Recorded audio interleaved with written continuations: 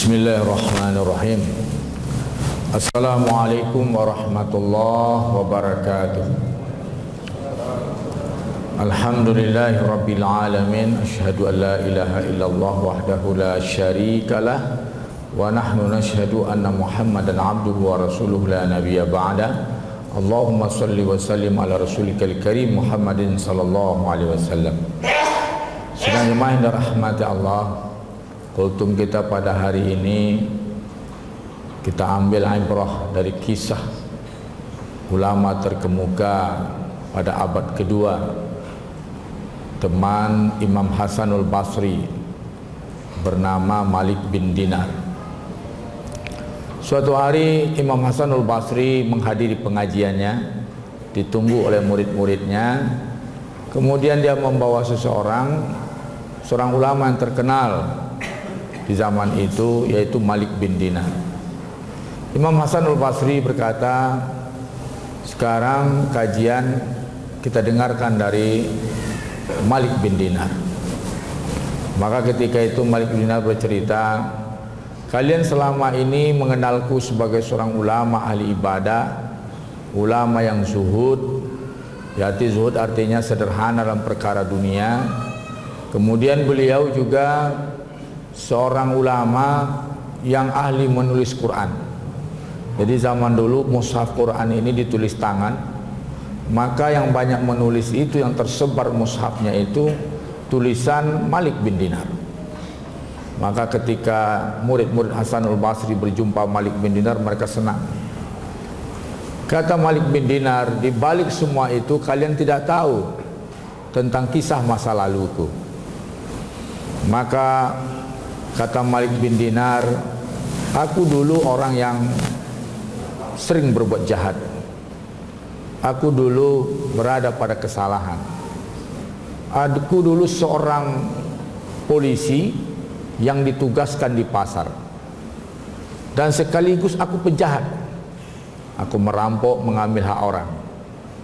Jadi polisi punya kekuatan, sekaligus dia bermental yang tidak baik.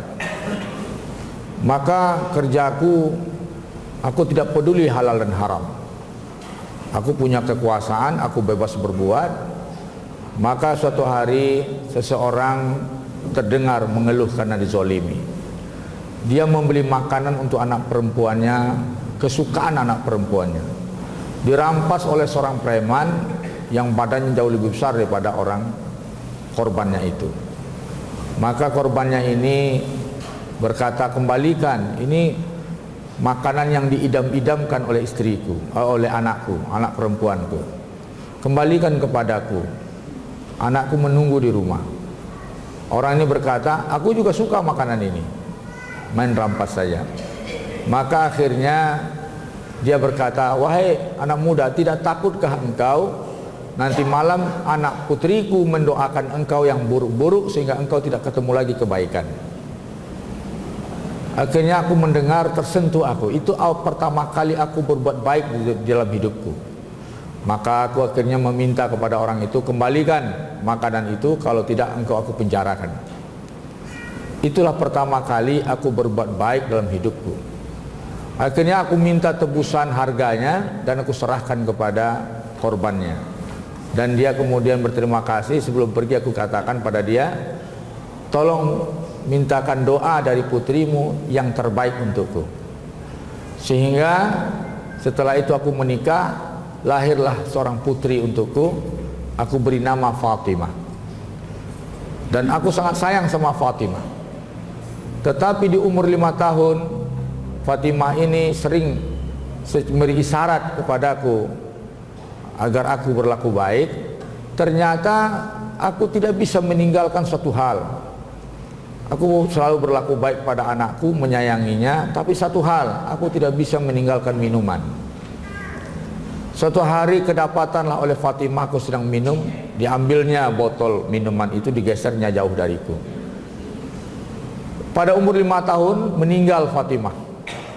Aku kecewa kepada Allah. Akhirnya malam itu, di malam awal Ramadan, aku ambil minuman, aku minum sepuas-puasnya. Aku mabuk sepuas-puasnya. Kenapa? Karena aku sangat gundah dengan kehilangan anakku. Aku tidak siap kehilangan Fatimah. Maka pingsan aku di waktu itu, dan aku terbangun. Dan setelah aku dapat mimpi yang kualami ini adalah, kata beliau, aku dikejar oleh ular besar. Aku ketakutan, aku lari. Kemudian ketika itu aku jumpai dalam ketakutan, aku minta tolong ke sana kemari, tidak ada yang bisa nolong. Aku dapati seorang bapak di pinggir jalan, seorang tua. Tolong aku, Pak. Kata orang ini, aku tidak bisa membantumu, aku ini sudah tua. Terus gimana caranya? Aku dikejar ular besar. Larilah engkau ke jalur kiri itu, ke sebelah kiri. Aku lari ke sana, ternyata api bergejolak. Ada jalan buntu, di depannya ada api yang bergejolak. Aku tidak bisa menerobosnya. Aku ketakutan, aku terkepung. Akhirnya aku lari lagi ke tempat si bapak itu. Bantu aku, Pak, tolong bantu aku. Aku nggak bisa. Kalau begitu kemana? Gimana caranya? Engkau larilah ke arah kanan ini. Maka ketika aku lari ke arah kanan, dan kemudian ketika itu aku terkepung, tiba-tiba muncul anakku Fatimah dengan temannya. Maka akhirnya aku berteriak memanggil anakku, dan kemudian aku ceritakan pada anakku. Kata anakku Fatimah, wahai ayah, apakah engkau tidak sadar bahwasanya yang ular mengejarmu itu adalah amal-amal jahatmu yang sangat berbahaya untukmu, maka dia akan mencelakakan engkau, wahai ayah. Terus siapa orang tua itu? Orang tua itu amal baikmu yang seperti orang tua tidak berdaya karena engkau tidak mengurusnya. Maka ketika itu katakan, ayah, tidak sadarkah engkau Allah telah beri kesempatan engkau berkali-kali? Ingatkah engkau anak kecil yang engkau tolong, perempuan yang kemudian engkau didoakan oleh dia, engkau dapat kebaikan, dapat istri, kemudian lahirlah aku. Tapi engkau mengabaikan tanggung jawabmu, ya ayah, aku meninggal. Dan kemudian aku dengan kehadiranku, dan aku akan menjadi syafaat untukmu. Maka kemudian dengan cerita itu sadarlah dia, terbangun. Fatimah membaca ayat terakhir dalam nasihatnya, alam ya'ni lillazina amanu an takhsha'a qulubuhum li zikrillah. Surat Al-Hadid ayat 16. Tidak tibakah masanya seorang beriman itu khusyuk hatinya dengan zikir kepada Allah. Ayat itu membuat aku terbangun. Aku berwudu. Itu hari pertama Ramadan, subuh pertama Ramadan. Aku mandi, aku tersadar. Aku pergi ke masjid. Aku dapati imamnya Imam Hasanul Basri. Dan ternyata Imam Hasanul Basri membaca ayat yang sama. Maka ayat itulah jadi bekal taubatku di jalan Allah Subhanahu wa taala. Dan seterusnya aku belajar, dan terus aku menjadi penulis Quran yang itulah kalian baca di seluruh penjuru jazirah Arab. Sidang jemaah yang dirahmati Allah, ini dikisahkan langsung oleh Malik bin Dinar di hadapan Imam Hasanul Basri. Akhirnya Imam Hasanul Basri menimpali, benar, aku ingat pagi itu ketika engkau kulihat menangis setelah salat subuh dengan ayat yang kau bacakan itu. Maka kata Imam Hasanul Basri, jika kau lihat murid-muridku, jika kau lihat orang berada pada kesalahan, jangan cepat-cepat engkau menghakiminya. Boleh jadi dia nanti Allah titipkan kebajikan itu masih tertimbun oleh keburukannya. Suatu saat kebajikan yang ada pada dirinya bangkit dan bisa dia ketika itu berubah. Maka sesuai sidang jemaah yang dirahmati Allah dengan hadis Nabi, di antara manusia itu ada yang melakukan amal ahli neraka sehingga jarak dia dengan neraka itu tinggal satu hasta.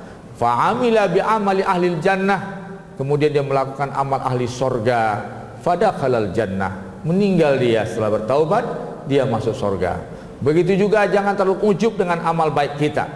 Di antara orang ada yang melakukan amal ahli surga, tidak ada jarak antara dia dengan surga melainkan satu hasta. Fa'amila bi amali ahli nar, kemudian dia melakukan amal ahli neraka di akhir hayatnya. Kemudian dia meninggal dunia, fadakhalan nar, dan masuk neraka. Inilah kisah Malik bin Dinar. Kemudian di samping penulis Quran, dia seorang pendakwah yang agung. Dia berangkat ke India, merantau ke India, kemudian dia berdakwah di India, meninggal di India. Kuburan Malik bin Dinar ada di India, bukan di Irak kampung halamannya.